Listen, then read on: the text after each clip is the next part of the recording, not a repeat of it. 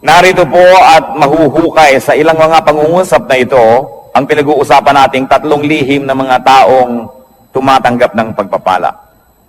Sabi ng Panginoon, huwag manghuhusga ng kapwa at nang di kayo husgahan. Magpatawad at nang kayo'y mapatawad din. Magbigay at nang kayo'y mabigyan din. At paano po ipinakita at ipinaliwanag kung paano daw tayo bibigyan, kung tayo mapagbigay? A good measure, pressed down, shaken together, and running over. Siksik, liglig, umaapaw. Ang ibubuhos daw sa kandungan nung bibigyan. Paano po kandungan? Nung araw po, lalo sa Israel, pag bumibili kayo ng trigo o bumibili kayo ng mga kung ano-anong mga grains, mga butil, may mga madadayang tendero, ang galing ng pulso, na pag nagsasalin sila nung mga butil na ito dun sa sukatan, kumbaga sa salop, ang galing nilang magpasama ng hangin, kaya tuloy maraming mga hangin sa pagitan ng mga trigo, konti lang pala yung laman, mukhang puno na. At mabilis nila yung isasalin sa yung sisidlan, para huwag mo nang mabigyan ng oras na yung trigo na yun ay bumaba. Kasi pag tumagal, bababa yun Malalaman mong may kulang pala sa sukatan. Yun daw ibibigay ng Panginoon, tama ang sukatan, tapos siniksik pa, inuga-uga, para lalo pang bumaba at madagdagan pa uli pag nagkaroon na naman ng espasyo, at umaapaw. At dahil po nung araw, ang tao, lalaki at babae, mahaba ang mga damit. Pag may binibili kayong mga trigo, wala naman kayong dalang paper bag, wala naman kayong dalang grocery bag, hahawakan nyo ang laylayan ng mahaba nyong damit hanggang makarating sa may gitna ng inyong hita ang laylayan na yon, at para kayo ngayong may malaking-malaking bulsang hawak, doon ibubuhos yung pagpapala. Kaya sabi, it will be poured into your lap. Napakagandang makita na yung binigyan ay hindi nagreklamo, nung sukatin niya sa bahay ay hindi kulang, kundi sobra-sobra pa. At narito po yung 3 secrets of blessed people. At pwede rin nating sabihin ito na 3 steps to blessedness. Unang-una pong daan tungo sa pagpapala ng Diyos, do not judge. Huwag manghuhusga ng kapwa. Tingnan po natin sa dictionary ang ibig sabihin ng to judge. It is to form an opinion or to pass judgment on someone. So makikita po natin na yung palang lumilikha ka ng yung mga iniisip tungkol sa isang tao, yung sinasabi mo na siya ay ganito, siya ay ganon, hindi mo pa naman lubos na nauunawaan, yan ay isang uri ng judgment. Pag may nagsumbong sa iyo tungkol sa isang tao, hindi mo pa naririnig ang panig ng isinumbong, kampi ka na agad doon sa nagsumbong, isang uri ng judgment. May nabalitaan ka, hindi mo naman nalaman kung anong paliwanag ng kabilang partido, bumuo ka na agad ng pasya kung sino ang tama at mali, sino ang masama at mabuti, isang uri na naman ng judgment. Huwag daw manghuhusga. Matthew 7:1-2, ang Panginoong Jesus, sabi niya, do not judge. This is another echo of what was said. Or you too will be judged. For in the same way you judge others, you will be judged. And with the measure you use, it will be measured to you. What will happen if we judged? Ano pong mangyayari pag tayo naghatol sa kapwa? Malinaw na malinaw ang sinabi. You too will be judged. Pag ikaw ay humatol, hahatulan ka rin, nino, ng tao at ng Diyos. Di po ba't pag may mga sinasabi sa iyong, dapat malinis ang bahay mo, dapat ganitong ginagawa mo, dapat ganyan ka, sasabihin ng iba, bakit ikaw?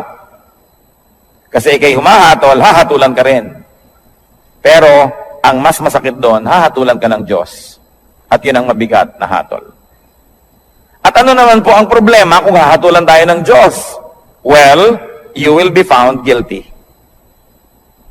Tiyak na pagka Diyos ang naghukom sa atin at tayo'y sinukat, tayo'y kulang.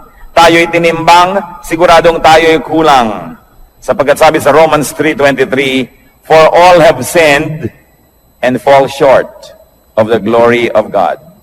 Lahat ay nagkasala at kinapos sa kaluwalhatian ng Diyos. May exempted ba? Exempted ba ang mga taga Bacolod? Exempted ba ang mga taga Las Piñas? Hindi. Sabi, lahat ay nagkasala at kinapos. Romans 3:10-12, as it is written, there is no one righteous, not even one. There is no one who understands, no one who seeks God. All have turned away, they have together become worthless. There is no one who does good, not even one. Sa tingin ng langit, walang gumagawa ng tama. Lahat ay nagkakamali, panapanahon lang. Kung minsan ay tamang-tama ka ng 2 araw, sa pangatlong araw, nadapa, may mali na. Yun namang iba, hindi na talaga tumabangon sa pagkakadapa, permanente nang nakadapa. Sobra nang nasanay sa pagkakasala. Wala daw nakauunawa.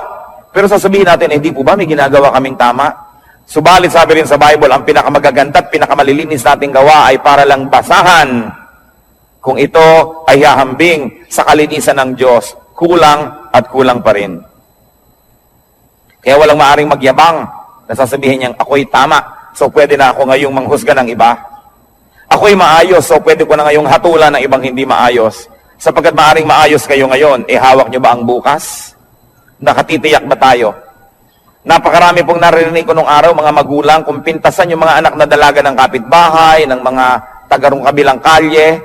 Pagkatapos, kung lumaon yung mga sarili nilang anak na dalaga ang mga napapariwara, di wala na sila ngayong masabi, dahil nauna na ang paghatol nila doon sa iba, sabi pa naman, kung anong panukot mo sa iba, ganun ka susukatin. Sobra kang mahigpit sa iba, magiging mahigpit din sa iyon Diyos. Yan ang problema pag tayo po'y humahatol agad. Genesis 6:5, nung nilikha ng Diyos ang tao at kutakot-takot na kasalanan at mga kasamaan ng ginawa ng tao, the Lord saw how great man's wickedness on the earth had become, and that every inclination of the thoughts of his heart was only evil all the time. Nakita ng Panginoon kung gaano naging kasama ang puso ng tao na wala siyang hinahangad, iniisip, kundi ang gumawa ng kasalanan. What will happen if you did not judge others? Well, you will not be judged. Yun ang blessedness. You will not be judged by people. Kasi hindi ka mapagsasabang, bakit ikaw? Bakit ikaw? Kasi wala kang man binibitawang mga salita na humahamak sa iba at humahatol sa iba. So bakit kasi silipin? Pero ang mahalaga, God will not judge you. Hindi ko po alam kung naranasan nyo na mga kapatid, mga kaibigan, na talagang may ginawa kayong masama, talagang mali, tapos huling-huli kayo at wala na kayo talagang maikakatuwiran at ang kailangan nyo na lang talaga awa ng kapwa. Ang kailangan nyo na lang talaga maunawaan kayo, patawarin kayo. Kung tayo nalagay na sa ganung mga kalagayan, alam natin kung gaano kahina ang posisyon ng isang taong may kasalanan. Kaya ang inaalok ng Panginoon, patawad. Napakataas ng Diyos at sa kanyang kabutihan, sa ating mga kabiguang siya'y abutin, ay minarapat niyang dumukwang, yumuko at tayo'y abutin. Lumilinis tayo, hindi dahil tayo malinis, kundi dahil tayo'y pinapatawad lamang. Kaya tayo na tumatanggap ng patawad ng Diyos, sino tayo para hindi magpatawad ng iba? Tayo na nangangailangan ng kanyang kabutihan, sino tayo para hindi maging mabuti sa iba? Napaka-importante mga kapatid, you want to be blessed, do not judge. Pero araw-araw, gaano karami ang inyong binibitay? Gaano karami ang ating ipinapasilya elektrika, pinibigyan ng lethal injection? Gaano karami ang sinisira natin ng puri, pinapakulong natin, sinasaktan natin dahil sa ating mga bibig? Hindi nyo pa alam kung bakit nagkagulo yung 2 tao, may kakampihan na kayo agad. Pag may nakagalit ang inyong anak, ang inyong kapatid, ang kapatid nyo, anak at anak, lagi ang mabuti at ang laging masama ibang tao. Wala pa akong nakitang magulang na yung anak niya nag-drugs, napariwara, gumawa ng mga masama, nasasabihin niya, naku, masama ang anak ko. Wala. Laging nahawa sa masasamang kaibigan. Yung mga magulang naman, nung sinasabing masamang kaibigan na yun, yun din na sinasabi nun, ako yung anak ko na influensya lang nung kabila eh. Kailan tayo magbubukas ng mata para tanggapin ang mga kamalian, mga kahinaan natin at ng mga mahal natin sa buhay.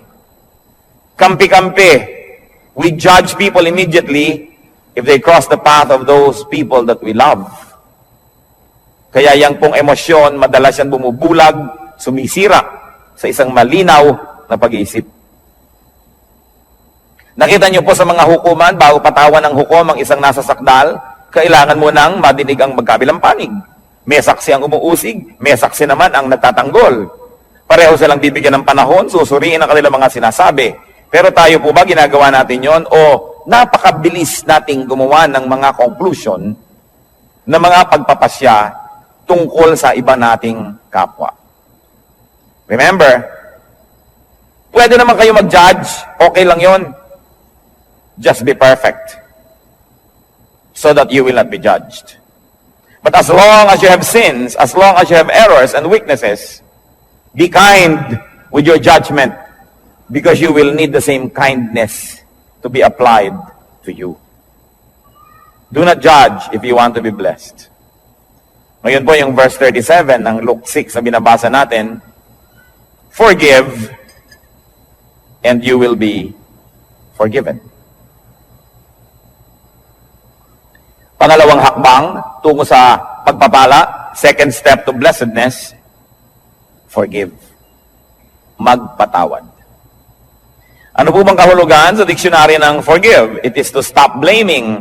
Tigilan na ang paninisi or to absolve from payment.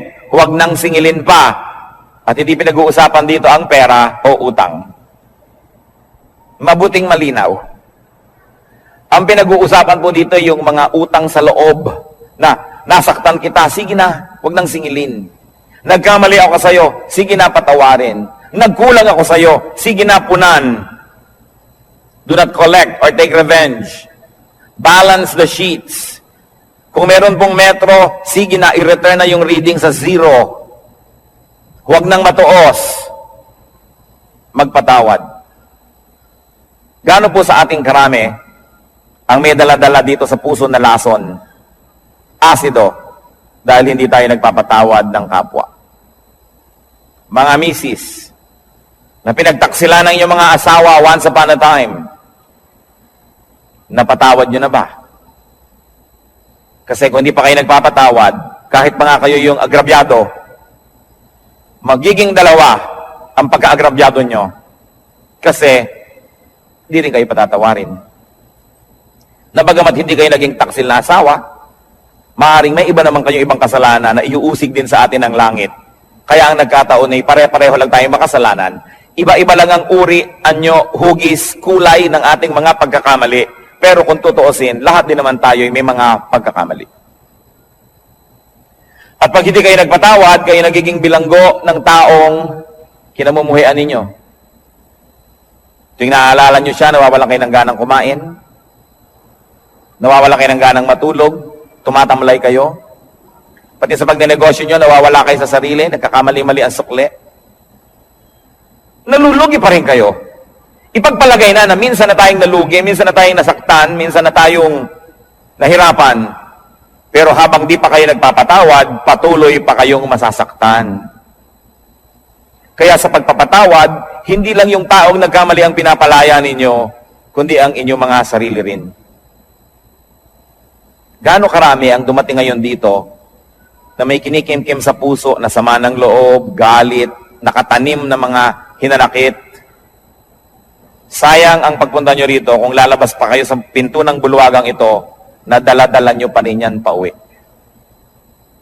Alam nyo po ba na kayo'y kinatagpo ng Panginoon ngayon, hindi ito isang aksidente, sapagkat nais niya tayong lahat palayain mula sa spirito ng hindi pagpapatawad.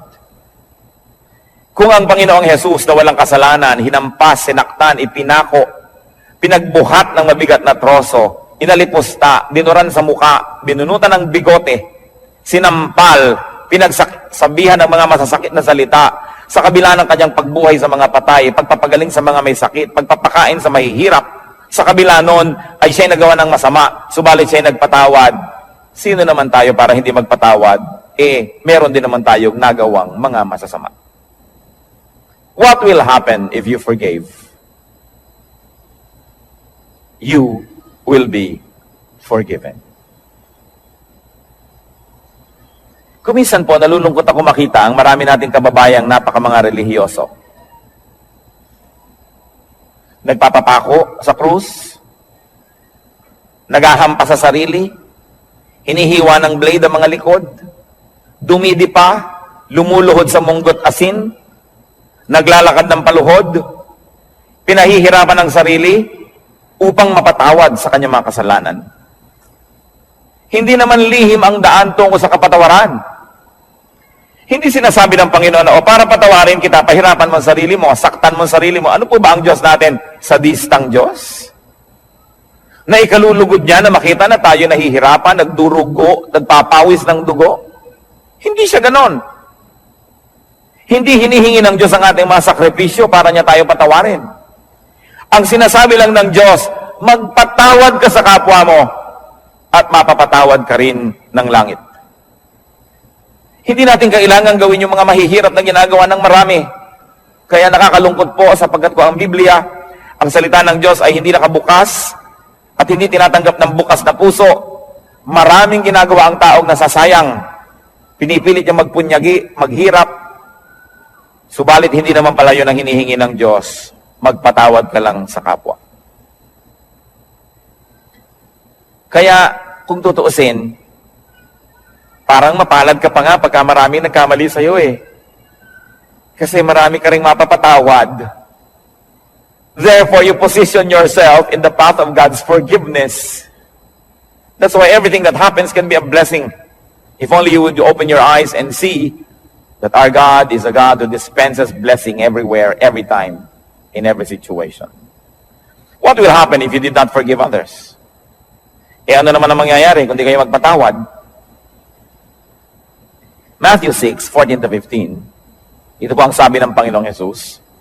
For if you forgive men their sin against you, your heavenly Father will also forgive you. But if you do not forgive men their sins, your Father will not forgive your sins. Yan po yung dasal nating Ama namin. Patawarin mo po kami sa aming mga utang, gaya rin naman ng pagpapatawad namin sa nagkakautang sa amin.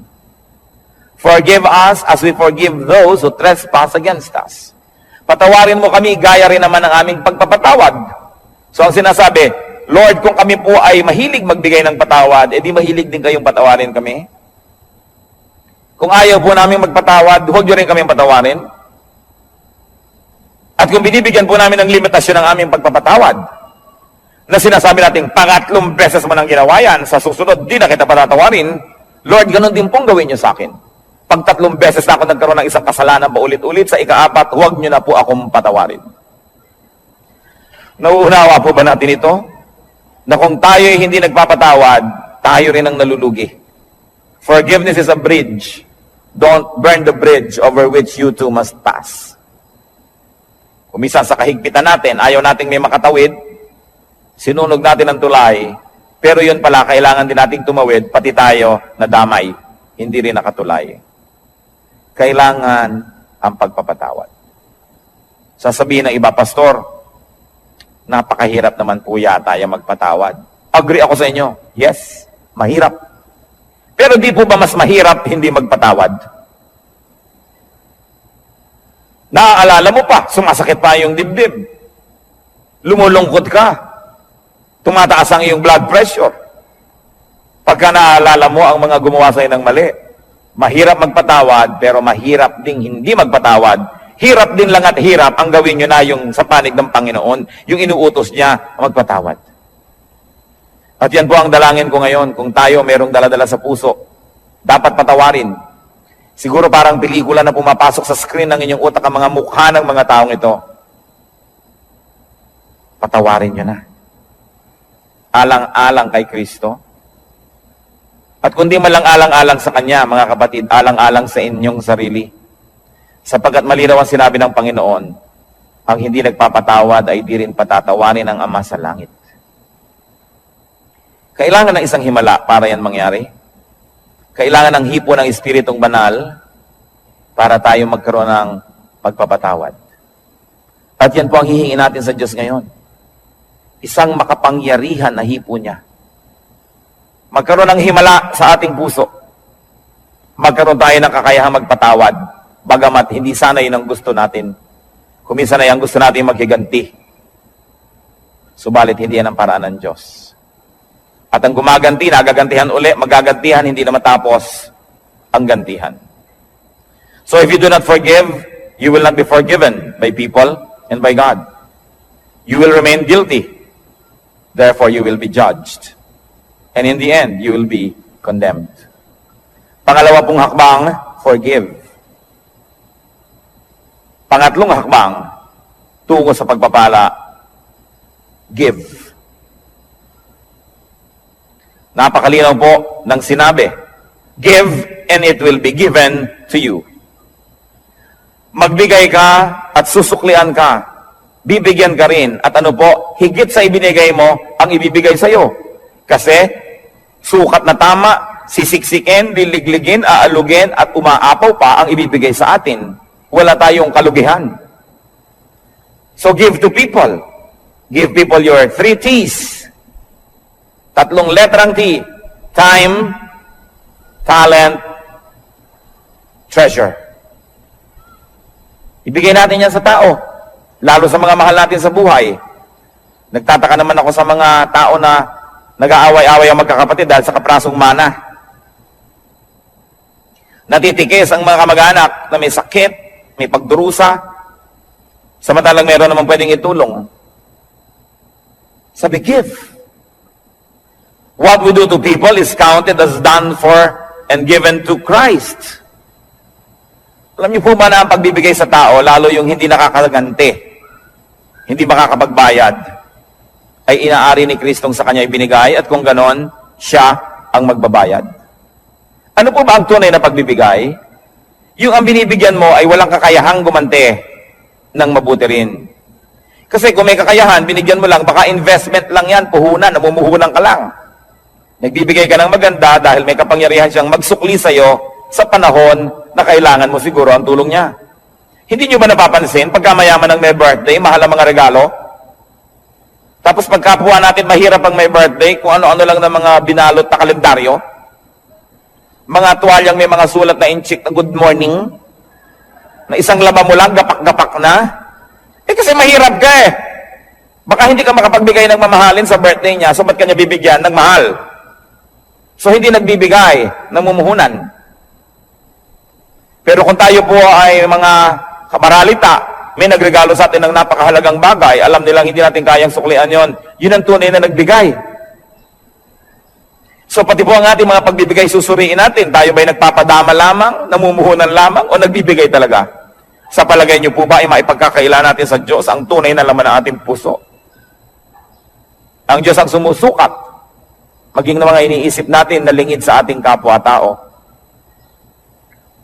At sabi nga sa Bible po, sa oras ng paghuhukom, sasabihin ng Panginoon, halika kayo mga hinirang, mga pinagpala, nagugutom ako, pinakain ninyo ako, nagiginaw ako, binigyan niyo ako ng balabal, may sakit ako, dinalaw niyo ako, nakulong ako, nasa piitan, helpless, powerless, pinuntahan ninyo ako, dito ang inyong gantimpala. At sabi ng mga tao, kailan naman po namin nakita na ganun kayo? Diyos naman kayo.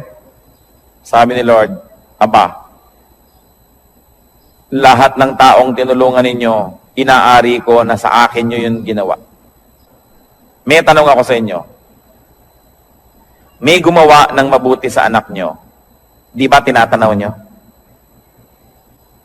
Di ba mas natutuwa pa nga tayo na sa birthday ng anak natin may nagregalo kaysa sa sarili nating birthday? Di ba't kung may mga regaluhan sa Pasko, tinitingnan nyo yung anak nyo kung may nag-aabot man lang kahit isa at nasasaktan ng puso nyo na walang nagbibigay sa kanya? Lahat ng tao, likha ng Diyos. Mahal niya ang lahat ng tao. Pag nagbigay ka sa isa niyang minamahal na tao, lalo yung kapuspalad, yung walang pumapansin, hindi kaya niya alam? Hindi kaya niya tinatandaan? At sasabihin niya, balang araw, susuklian ko ang kabutihan mo. Kahit ngayon pa lang, susuklian ko na, sapagkat mabuti ka dito sa aking mga nilalang. Di ba pag may sumasakit sa kalooban ng ating mga anak, ay tayo unang-unang nasasaktan? So kung may sinasaktan kang tao, sa palagay mo ba hindi mo sinusugatan ang puso ng Diyos? Kung meron kang taong hinuhusgahan, pinag-uusapan, chinichismis, inaagawan ng asawa, inaagawan ng pera, nilalamangan, hindi kaya natin pinalulungkot ang puso ng Diyos. Kaya ang sabi niya sa Matthew 25:45, I tell you the truth, whatever you did not do for one of the least of these, you did not do for me. At yung kabaligtaran naman nun sa verse 40, sabi niya, whatever you did for one of the least of these brothers of mine, you did for me. Kung ano, ang buting di mo ginawa sa kanila, ay sa akin mo ipinagkait at ako ang sisingil sa iyo. At kung ano naman ang buting ibinigay mo sa kanila, ako ang tatanaw ng utang na loob na yon. Ako ang magsusukli. Lalo pangat walang nakapuri sa iyo, walang nakapansin, hindi ka binigyan ng plaque, hindi ka ipinagpagawa ng monumento. Ako ang nakakaalam ng lihim mong kabutihan. At sabi sa Biblia, yung ama na nakakaalam ng mga lihim na gawang kabutihan, ang siyang magbibigay sa atin ng pagpapala. Whatever we give to people, we give to God. And if you give to people, therefore you give to God, why will you not be blessed? Sasabihin iba, aba kailangan wise? Bakit ko bibigyan yan? Di ako nawalan. Ito yung iniipon ko ang nabawas. Gaano kahirap ba sa Diyos na ibalik ang gusto niyang ibalik? Kung gusto ba kayong pagpalain ng Diyos, may makakapigil sa Kanya. At kung ayaw kayong pagpalain ng Diyos, meron bang makakapilit sa Kanya? Kaya mahalaga po, yung kasiyahan ng Diyos ang ating inuuna. So we give to people, any people, the least of people. But we also give to Christ's workers. Whatever is given to Christ's disciples, whatever is given to Christ's workers and servants, is counted as given to Christ. Mark 9:41, sabi ng Lord, I tell you the truth. Anyone who gives you a cup of water in my name, because you belong to Christ, will certainly not lose his reward. Kausap niyo po ang kanyang mga disipulo. Sabi niya, maski isang basong tubig lang ang ibigay sa inyo dahil lingkod ko kayo, hindi malilimutan ng langit yon at mayroon siyang gantimpala. Gusto nating matuwa ang Diyos, maging mapagbigay tayo sa kanyang mga lingkod. Hindi lang sa mga pastor. Kumisan nga yung mga pastor, marami nang natatanggap yan ng mga regalo. Pero yun bang mga singer, Bible study leader, Sunday school teacher, yung janitor, kasama rin yun sa gawain. Yung electrician, yung mga usherette, yung taga-piano, lahat yan ay mga lingkod ng Diyos. Hindi lang ang pastor. Naroon man naman na darating kayo sa church, aabutan nyo man lamang ng kalahating kilong longganisa galing sa lokban. Itong pianista. Sa palagay nyo ba, hindi aariin ng Diyos yun, nasa Kanya ibinigay? Lingkod niya yon. Mag-isip-isip tayo mga kapatid, sapagkat maiksi ang buhay. Kakaunti ang mga araw at bilang. Kailangan bawat araw, meron tayong nabibigyan, may nagagawa ng mabuti. Sapagkat ang lahat ng yan ay tinutuos ng langit. Pero mas mabuti sana na hindi natin ginagawa yun dahil tinutuos, kundi dahil talaga ang puso natin ay naging makadiyos na at ang likas sa Diyos ay mapagbigay.